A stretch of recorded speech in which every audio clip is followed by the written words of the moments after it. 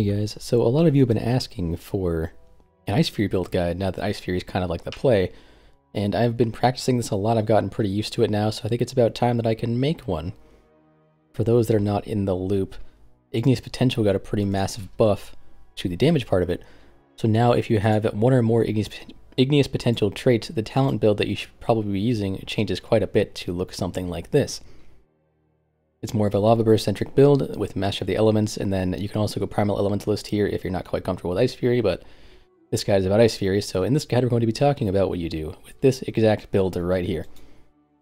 So first let's talk about the more simple parts of the guide, like stats.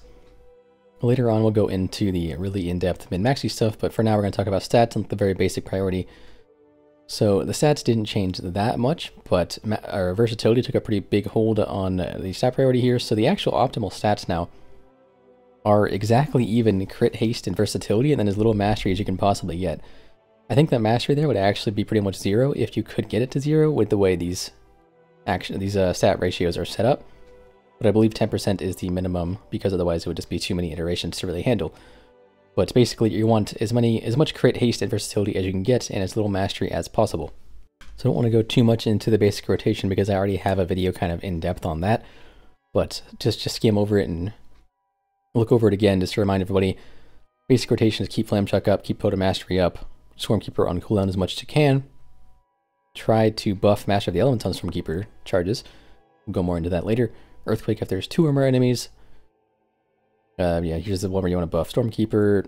Earth Shock if you have Master of the Elements up. I'll go more into all this like min-maxing stuff later, but then Frost Shock with Icefury buff ahead of Lava Burst, and then whether Lava Burst or Icefury are ahead of each other here depends on how many Igneous Potential traits you have. For me, with my 2, I actually sim higher, prioritizing Icefury above Lava Burst, but if I had 3, I'm pretty sure it would be below Lava Burst. So there are some random little conditionals like that we haven't fully figured out what causes them. But in general, I think like you could either go for like a middle ground of using Icefury when you only have 1 charge of Lava Burst to try to get the most benefit out of it, or you could just go with using it on cooldown, which is normally a bit of a safer bet there too. But that is like the basic rotation, and then for AoE you replace Lightning Bolt with Chain Lightning on 3 or more targets, and of course Earthquake on 2 or more targets. So when I said Igneous Potential was good, I meant it very good. The problem was they buffed it, I think, according to the build we were running at the time, which was Primal Ele, Storm Ele, and we barely even used Lava Burst in that build. We used it as little as possible. So it was down like here, and when they buffed it by 150%, it would have been like here. But then we changed builds to one that favors Igneous Potential, and it skyrocketed up. So if that gets nerfed, this build might change a little bit, but we'll see. For now, it is pretty dominant, and it makes the build a lot more fun. But these are kind of like the traits you'll be looking at. I'll have a link to the website in the description, of course, so you can look for yourself. But ideally, you have Igneous Potential, Treacherous Covenant, and then maybe Natural Harmony as a fallback, or Natural Harmony for like Mythic Plus. So now let's talk about the more complicated things, the things that I obsess over and have a lot of fun doing. So the first thing you'll need to know in order to maximize this build is what abilities are the best to buff with Master of the Elements, because that is the main min-max potential here, is buffing things with Master of the Elements. So in order of best to worst, Earthquake on multiple targets is the best thing to buff. So if you are fighting 2 or 3 targets and you use a Lava Burst, you will want to do your best to buff Earthquake with the Master of the Elements, but you will want to do your best to also not overcap on Maelstrom. So try to find the balance there. You definitely don't want to overcap. If you're going to overcap, just use the Earthquake, use your Maelstrom. But if possible, you will want to delay it until you can get the Lava Burst in and get that buff. The second best thing would be a Lightning Bolt empowered by Stormkeeper, followed by an Earth Shock, followed by an empowered Frost Shock, followed by just a Lightning Bolt, and then Icefury. And in general, you just probably don't want to buff a Frost Shock, just a normal Frost Shock at all if you can avoid it. Granted, it's not much worse than buffing an Icefury, but keep in mind, I wouldn't necessarily recommend delaying Icefury in order to consume your buff on like a Lightning Bolt or something, because you still want to get Icefury on cooldown as much as you can in order to get as many uses in over the fight and get those powerful Frost Shocks. Icefury itself does very little damage, but the Frost Shocks do a lot of damage, so the more uses of Icefury, the more powerful Frost Shocks you'll get. So what does this look like in an actual fight? Is kind of hard to explain, so I'm going to be showing you. But I think one of the best ways to really represent this is through the opener. Now, the opener is something that is quite heavily debated lately. It's something that everyone kind of has a different opinion on what can be done, and because it's so hard to sim, there's no real way to sim an opener, because with the way our cooldowns are, you kind of have to prioritize one or the other, that being Stormkeeper or Icefury, and depending on the kill time and the movement timings and everything, it can be better or worse because of that. So there are definitely wrong ways to do an opener, but I don't necessarily think there is a particular right way. But I'm going to show you what I have landed on as my preferred opener. So what I do right now is I precast Stormkeeper at 5 seconds on the timer. I use Totem Mastery. I precast a Lava Burst into a Flame Shock. Then I use Fire Elemental and on-use trinkets and whatnot. Then that Lightning Bolt to benefit from the Master of the Elements buff from the original Lava Burst. And then I cast Icefury to get it on cooldown as soon as I can. Then I cast Lava Burst again, and then I use Earth Shock, because at this point I'm close to capping my Maelstrom. And at this point, my first Lava Burst is almost off cooldown. My Stormkeeper is almost expired as well, so it gets kind of tight. But I've tried this many times, and with the amount of haste I have, it always seems to work out. So I buff that Earth Shock, and then if I need to wait for Lava Burst, I can use one Frost Shock in the meantime, or if I get a proc, I'll just throw the Lava Burst out into a Lightning Bolt. This gets kind of awkward if you have to move and you don't get a Lava Burst proc, because then you don't get to buff the second Stormkeeper charge. So it's something that you kind of get to play with during the fight, and if you always have to move around that time, then you may want to consider precasting Stormkeeper perhaps a little later, maybe at like 3. So you have that extra 2 seconds to move, use another Frost Shock in the meantime, and then cast your Lava Burst, or hope for a proc. But that's just what I've been doing. I'm going to show you how that looks right now. I don't know why there's so many people here right now, but slash pull 10, or let's go with 15. That's what we normally do in my guild. At 5 seconds, I'm going to cast Stormkeeper, and then I'm going to do the rest of the thing that I just explained. So here we are at 5 seconds. Going to go ahead and precast Stormkeeper. 5, 4, and Totem Mastery. 3, 2, precast 1. Lava Burst into Flame Shock.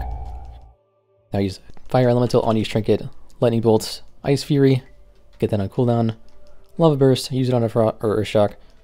This comes back up, and I get to buff the last, or the last charge of Lightning Bolt there. And then these are a little tight. You don't necessarily get to buff many of these. It looks like I can buff this last one right now. I get another proc, so I can buff my Earth Shock as well. But that is what an ideal opener could look like if you're doing my opener. I didn't get any procs there. It lined up pretty well. But that is, it's a little fast-paced. If you lust, it's even faster. If you lust, that's usually when you have to wait on the second Lava Burst because it's just not up yet. You used all your globals faster than that, so you can fit one more global in there somewhere. But I didn't want to try to commentate a lusted opener. It's a little too intense. So I think the best way to move forward with this is to just show you guys one of my 2 videos you probably haven't seen yet, and go over what I'm doing and if I do anything wrong and what I do right. So you can get kind of an example, because it's really hard to put into words exactly what to do in this build, and even if I could perfectly put it into words, maybe I did perfectly put it into words, I don't know. But even if it is perfectly in words, it's still kind of hard to translate over to actual gameplay, so I'm going to show you the gameplay and describe it from there.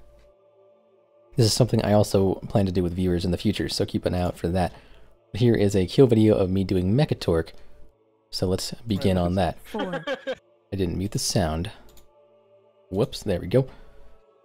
So I precast Stormkeeper a little late. Don't remember why. Yeah, I did this opener a little wrong. I didn't actually buff the Earth Shock like I've been talking about. I did it differently. Ended up overcapping a bit because of it. Probably should have just given up on that last buff there and not overcapped. Here I also probably overspent my Frost Shocks. I was worried I was going to lose them. I could have potentially Lightning Bolted instead there and then ended up buffing one. Did I actually have a buff for that? I don't know if I had a buff for that Earth Shock there. I did. I had a buff for it. Okay, never mind. So I had a proc there. If I didn't buff that one, that would be pretty bad. Something that is worth mentioning is if you cast 2 Lava Bursts in a row, I don't think that's really a bad thing. As long as you don't have, like, Frost Shock charges ready or something. Like, if it's just, like, right here, if I had 2 Lava Bursts and I didn't have Icefury up, there's no real thing you're saving it for. So there was no real problem with just casting 2.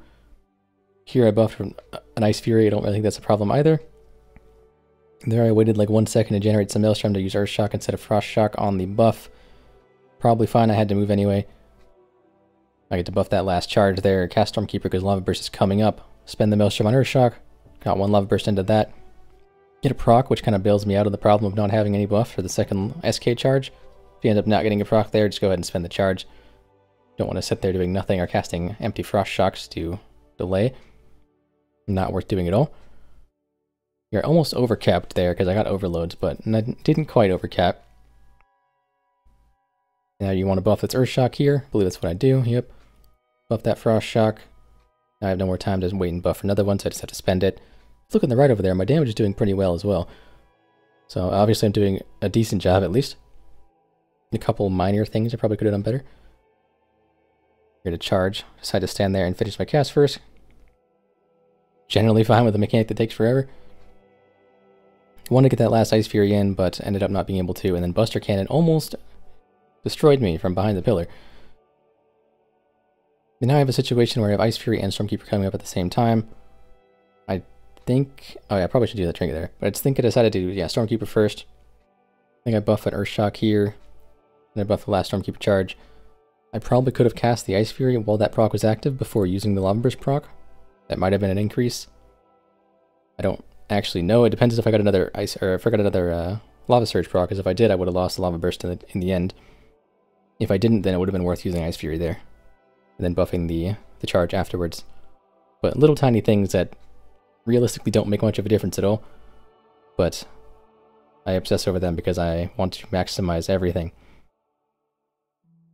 So I have Icefury coming up again. I want to buff this Earth Shock here. End up hitting my cap, but I don't think I went much over. The reason I hit my cap there was because I'm so used to how much generation I get. And then a fire really kind of throws things off a little bit, so be careful about that.